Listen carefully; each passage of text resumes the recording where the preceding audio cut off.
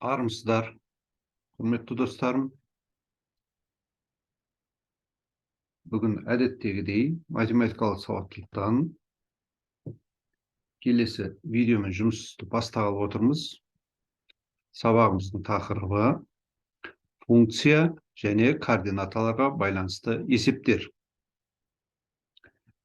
Әрине, өздеріңіз білетіндей, бұл есептерімізде топтамамызда 15 есептен тұрады, және мұнда функция және координаталарға байланысты есептермен жұмыс істейміз. Өз беттеріңізше болса да жұмыс істеп көріңіздер. Кідіріс тоқтап қалған жағдайда осы видео сабаққа жүгінесіздер деген ойдамын. Жазылмағандарыңыз болса да жазылыңыздар. Жазылған болсаңыздар, ұнап жатса лайк басыңыздар, пікір қалдырыңыздар. Әрбіріңіздің пікіріңіз маңызды. Енді есебіміздің берілгеннен бастай берейік. Бірінші есебімізде дейді: y тең fx функциясы кестемен берілген. X пен y тура пропорционал шамалар дейді. Мұндағы қай функцияға сәйкес келетінін анықтаңыз деп отыр ғой. Енді бұл есептің қиын түгі жоқ. Мұна өзіміз байқап отырғандай, жауабымыздың төртеуі тура пропорционал функцияның формуласымен берілген. Тура пропорционал деген функция, ал бесіншіміз тура пропорционалдыққа жатпайды. Олай болатын болса, бізде міне айтып тұр: x пен y тура пропорционал шамалар дегендіктен мұна жауапты қарастырмаймыз. Қалған жауаптардың ішін қараймыз. Мұндағы минус 1,5-мыз, 4,5-мыз, 1,5-мыз және 3-міз пропорционалдық коэффициент деп аталады. Яғни басқаша айтқан кезде y тең kx түрінде берілген функция. Бұл жерден k-ны тауып аламыз, теңдеуді түрлендіре отырып, бұдан k тең y бөлінген x дейді.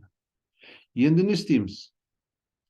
Мынау кестедегі әрбір бағандағы шамаларды x-тің орнына x-тің мәнін, y-тің орнына y-тің мәнін қоя отырып, кез келгені арқылы k-ны тауып алсақ болады. Біз не істедік? Біз өзімізге жеңілдеу болады дегендей, y-тің орнына минус 3-ті қойдық, x-тің орнына 1-ді қойдық. Сонда 3 бөлу минус, кешіріңіз, минус 3 бөлінген 2 болады екен мына жерде. Мына жеріміз минус қатеміз бар екен, ештеме етпейді. Сол кезде бізде минус 1,5 деген жауап шығады. Яғни k коэффициентіміз минус 1,5. K коэффициентіміз минус 1,5 болатын. Міне мына а жауабы екен. Y тең минус 1,5 x. Олай болатын болса, біздің жауабымыз а жауап y тең минус 1,5 x. Енді мұны да қоюға болатын еді. Мұнда 1,5-ді қойдық. Y-тің орнына, x-тің орнына минус 1 қойдық. Бәрібір 1,5 шығады ғой. Бұл есебімізді бітті деп қарастырсақ болады. Келесі есебімізге көшейік. Машина А қаласынан Б қаласына қарай В километр сағат жылдамдықпен жолға шықты. 2 сағат жүргеннен кейін демалуға тоқтағанда әлі жүру керек L километр қалды дейді. Екі қаланың ара қашықтығын табатын формуланы табыңыз дейді. Енді шешуін қалай қарастырамыз? Егер жылдамдығы V жылдамдық болатын болса, 2 сағат жүретін болса, онда жол дегеніміз өзіміз білетіндей жылдамдық пен уақыттың көбейтіндісін береді. 2V жол жүреді.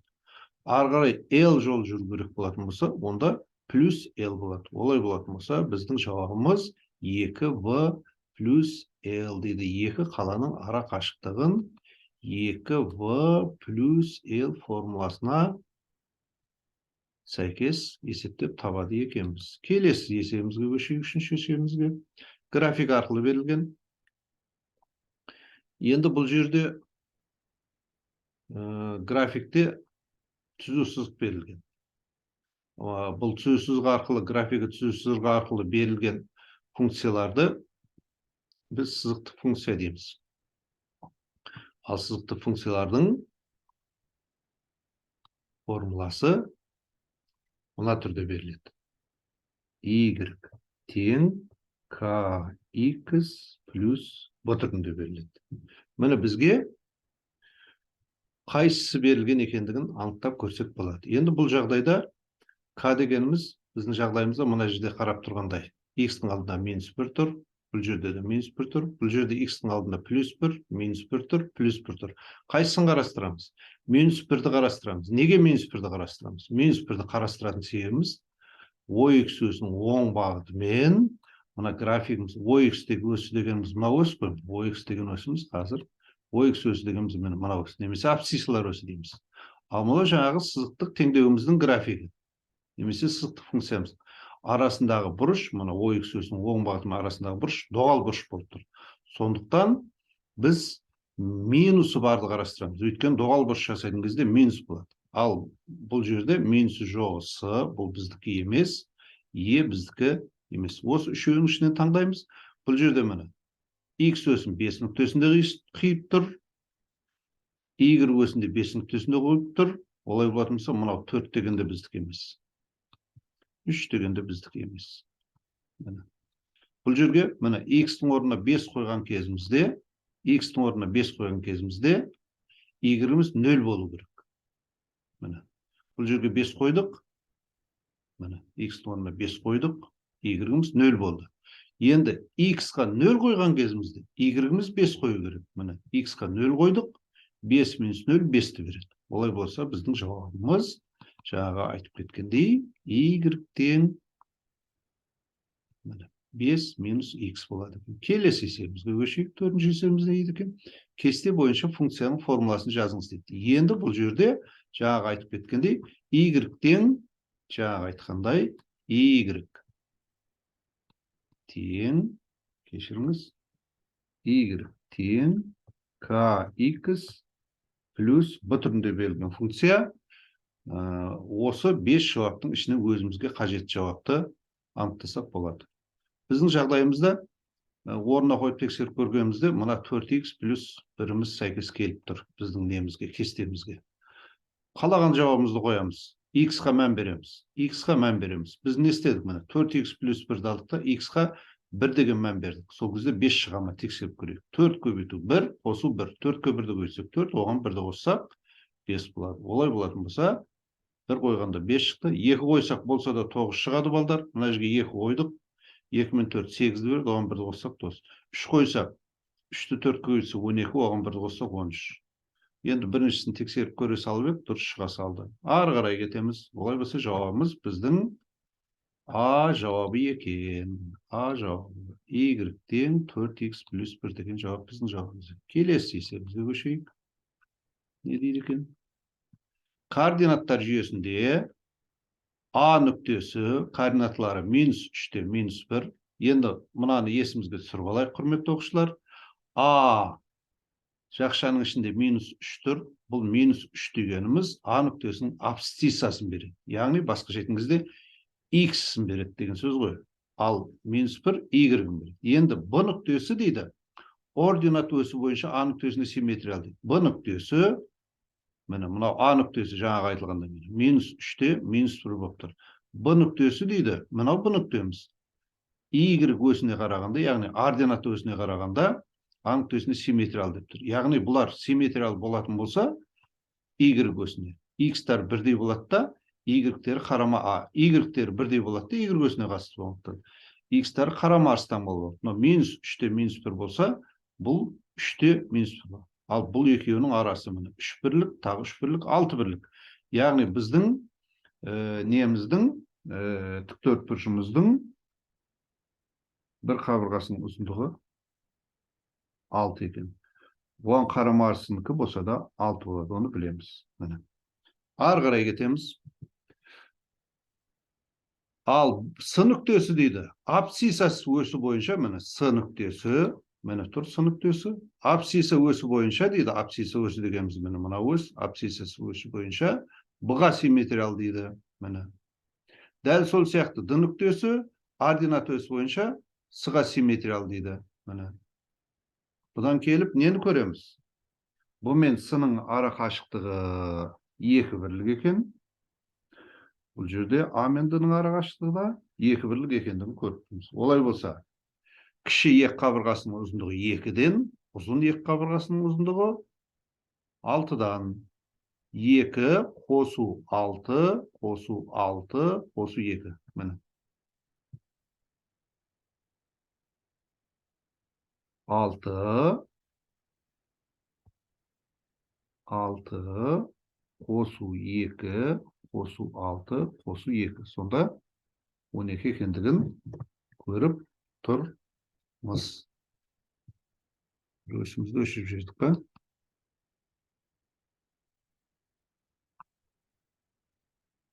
Ары қарай кетейік, құрметті оқушылар. Міне. Жауабымыз олай болса, Д жауап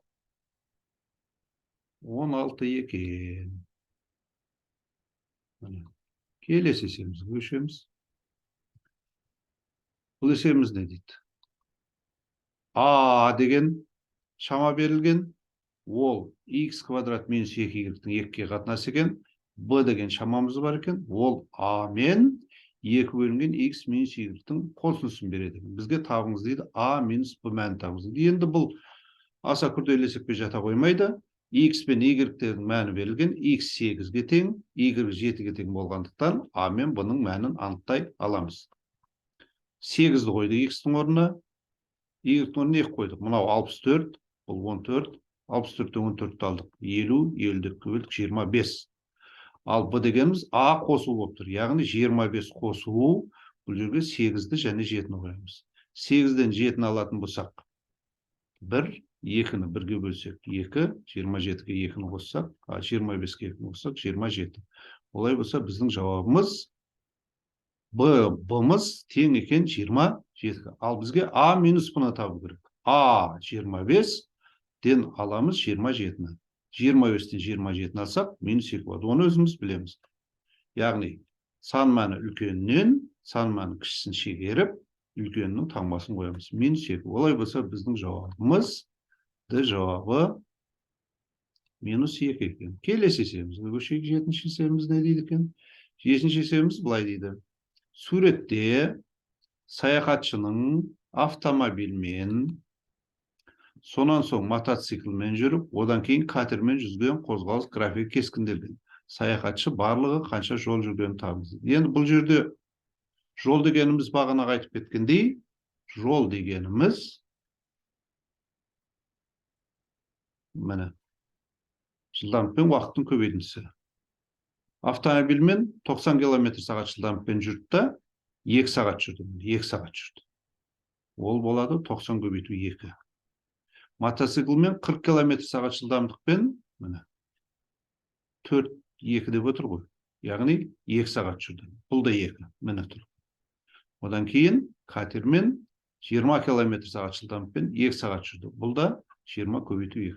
Бәрін көбейтіп мынау 180, мынау 80, 180-ге 80 болсақ 260, 260-ға 40 болсақ 300. Олай болатын болса, барлығы 300 километр жол жүріпті. Бұл есебімізде шықты десек болады. 8-ші есебімізді көрейік дейді. Аса қиын есебіміз.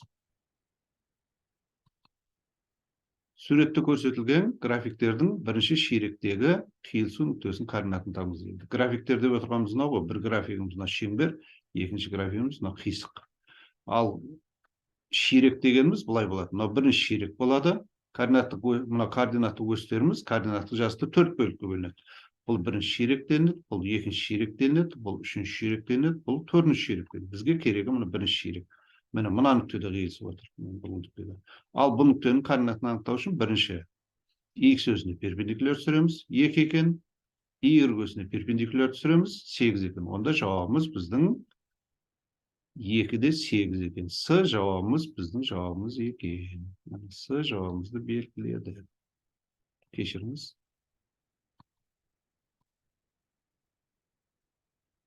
С жауабымызды белгіледік. Міне. Келесі есебімізге көшейік. 9-ші есебіміз не дейді?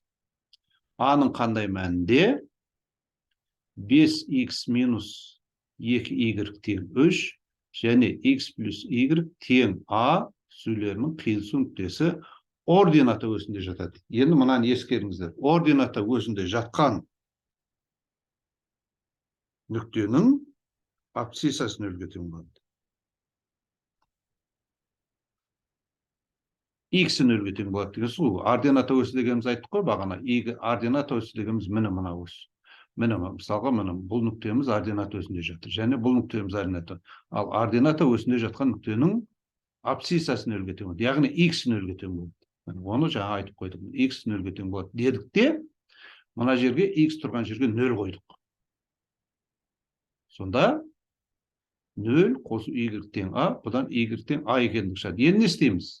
Бағана айтылғанда ординат өсінде жатқандықтан x-тің орнына 0 қоямыз, y-тің орнына a қоямыз. Міне жаңа тауып алдық. Сол кезде 5-ті 0-ге көшсек 0 болады. Міне 0, ол 0 жазылмайды. 2a болады. Міне кетіп тұр. Сонда 2a тең 3, бұдан a тең 1,5 деген жауапты ала саламыз. Ол десеміз қиын емес. Олай болса біздің жауабымыз С жауабы a тең 1,5 екен. Келесі есебімізге көшейік. Бұның қандай мәнінде? Y тең 2x минус 4, y тең 10x минус b түзулерінің қиылысу нүктесі абсцисса өсінде жатады. Жаңа айтылғандай, абсцисса өсінде жатқан нүктенің, міне абсцисса өсі дегеніміз мына ос. Абсцисса өсінде жатқан міне 2 нүктеміз бар, 3 нүктеміз бар балдар. Міне. Ал бұлардың y-ге 0-ге тең болады. Сондықтан y-ті 0 деп аламыз. Y-ті 0 деп алдық. Міне. Сөйтеміз де y тұрған жерге, мына жерге 0-ді қоямыз. 0 тең 2x минус 4. Бұдан минус 4 қарамастан басқа шетін кезде 2x'іміз 4-ке тең қойын, 4-тен 4 алсақ 0 болады. Немесе x тең 2 болады. 2-ні 2-ге бөлсек 4. X-тің 2-ке тең екендігін анықтап алдық. Енді не істейміз? Мына жерге x тұрған жерге 2 қоямыз. Ал бағанаға айтылғандай y тұрған жерге 0 қоямыз. Сонда 0 тең 10 көбейту 2 минус b деген теңдеуді аламыз. 2-ге 10-ды көбейтсек 20, 0 шығу үшін b 20-ға тең болды. Олай болса біздің жауабымыз шықты. b тең 20 деген a жауап біздің жауабымыз екен. Келесі есебімізге көшейік. 11-ші есебімізде дейді. Квадраттық функцияның графигі бойынша a коэффициенті мен d дискриментінің таңбасын аңдаңыз. Енді мынадай әңгіме, мұнымыз квадраттық функцияның графигі парабола болып табылады. Параболаның координаттар жазықтығында өзара орналасу жөнінде 8-ші сыныпта өткен арнайы тақырыбымыз. Сол тақырыпқа келеміз. Енді бұл жерде мына графигіміз мына парабола квадрат функцияның мынау тармақтар деп аталады. Тармақтары төмен қарап жатса, a тең болады теріс шамаға. Басқаша айтқанда былай ғой. Бұл функциямыздың графигі жалпы мына түрде жазылады. Y тең a x минус m квадрат плюс n түрінде жазылады.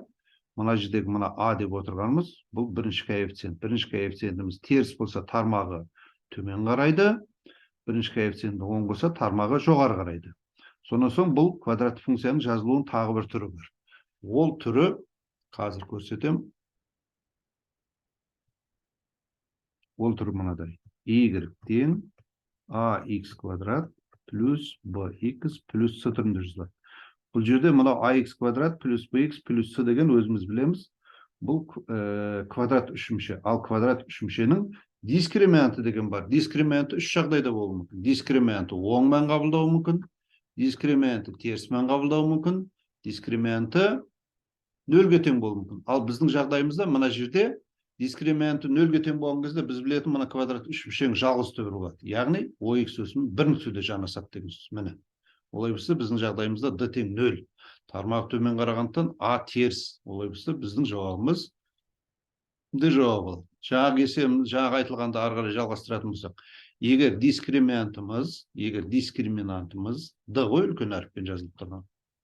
Оң болатын болса, мына параболамыз екі нүктеде қиылысады OX өсімен. Ал дискриминантымыз теріс болатын болса, мынау абсциссалар өсімен мына графигіміздің ортақ нүктесі болмайды. Яғни қиылыспайды да, жанаспайды да. Міне жауабымызды тауып алдық. Ары қарай 12-ші есебіміз. Міне 12-ші есебіміз жаңағы айтылған неге қатысты. Жаңағы айтылған әңгімеге қатысты. Міне. Тармағы төмен қараған болғандықтан дискриментіміз теріс, міне дискримент теріс, міне дискримент теріс, міне дискримент теріс. Екі нүктеде қиылысып тұрғандықтан кешіріңіз, бірінші коэффициентім деген ғой. Бірінші коэффициентіміз теріс, міне. Б жауабында теріс болып тұр, Д жауабында теріс болып тұр, Е жауабында теріс болып тұр. Ал тармағы төмен қарағандықтан ғой. Ал абсциссалар өсімін екі нүктеде қиылысып отырғандықтан дискрементіміз оң деген. Олай болса, біздің жауабымыз тармағы төмен қарақта А теріс, абсциссалар өсімін екі нүктесі болғандықтан дискременті оң дейміз да, біздің жауабымыз Е жауап болады. Есеп шықты. Келесі есебімізге көшеміз. Жаңа айтылғанның барлығы мұнда тұр, жазылып тұр. Параболаның тармақтары А теріс болғандықтан төмен қарай бағытталады, ал дискремент оң болғанда абсциссалар өсімін екі нүктеде қиылысады деп жауап беріліп қойдық. Кестені пайдаланып функцияны формуламен жазыңыз дейді. Енді бұл жерде бірінші функциямыз сызықтық функция, екінші функциямыз квадратты функция, үшінші функциямыз дұрыс жазылмаған, немесе бұл да сызықтық функция десек болады ғой. Төртінші функциямыз квадратты функция, бесінші функциямыз сызықтық функция. Енді мына жерде байқап отырғандай, біздің ережеге сай келетін қалаған қойып тексеруге болады ғой. Мына Б жауап сәйкес келіп тұр, x квадрат плюс 1. X-тің орнына 5-ті қойдық. Мына X-тің орнына 5-ті қойдық. Сөйтіп, бұған 1-ді қостық. 5-тің квадрат 25, оған 1-ді қоссақ 26. X-тің орнына 5 қойғанда Y-іміз 26. Олай болса, біздің жауабымыз Б жауабы x квадрат плюс 1 болады. 13-ші есебімізді шықты. Келесі есебімізді. Кестеде сағат есебімен берілген уақыттың мәндері минут есебімен жазылған дейді. Енді бұл жер аса қиындық тудырмайды. Мынау минут, мынау сағат. Яғни бір сағатта 60 минут бар ғой. Минутты алу үшін болса да 60-ға көбейтеміз деген сөз. Олай болса, біздің формуламыз мынаған өзінен өзі келіп тұр ғой, мына байқап тұрмыз. Бірден байқасақ болады. Минут дегеніміз сағаттан 60 есе көп. Яғни y тең 60x деген формуланы белгілей салсақ болады. Немесе орнына қойып тексерсек болады енді біз мына жерде. X-тің орнына мысалы ең күрделілеу деген қойдық қой, 5-тен 3-ті қойдық та, міне. 60 пен 5 қысқарады, бұған 12-ден тиеді, 12-ні 3-ке көбейтсек 36 болады. Олай болса, біздің жауабымыз Б жауап екені көрініп тұр. Келесі есебіміз, соңғы есебіміз, с-ның қандай мәнінде 4x минус 3y минус 2 тең с минус 3 теңдеуінің графигі координаталар басынан өтетін. Координаталар басы дегеніміз ол y және x өстерінің қиылысу нүктесі ғой. Абсциссалар өсі мен ординаталар өсінің қиылысы. Ол нүктеде x-іміз де 0-ге тең болады, y-іміз де 0-ге тең. Яғни бұл жерге де 0 қоямыз, бұл жерге де 0 қоямыз. 0 қойдық деген сөз не деген сөз? Басқаша айтқан кезде 0 қойдық деген сөз жоқ деген сөз ғой. Сонда бізде не қалады? Минус 2 тең с минус 3 қалады ғой. Минус 2 тең с минус 3 қалды. 0 қойдық, шетінен 0-ді қойдық, бұл екеуі жоқ болып есептелді, міне 0-нен минус 2 тең с минус 3 болды. Одан с тең 1 екендігін анықтаймыз. Бұл жерге 1 қойсақ 1 минус 3 минус 2-ні береді ғой, былайша қарапайым түрде айттым. Олай болса, біздің жауабымыз Б жауабы 1 екен. Міне, құрметті оқушылар, бұл топтамымыздың есептерінде қарастырып шықтық. Есептеріміз аса күрделі есепке жата қоймайды. Асықпай қарап шығыңыздар мұқият. Жазылмағандар болса жазылыңыздар. Құрбы құрдастарыңызды тобыма тартыңыздар. Сіздердің лайктеріңіз, белгілеулеріңіздің барлығы біздің арнамыздың алға жылжуына өзінің септігін тигізеді.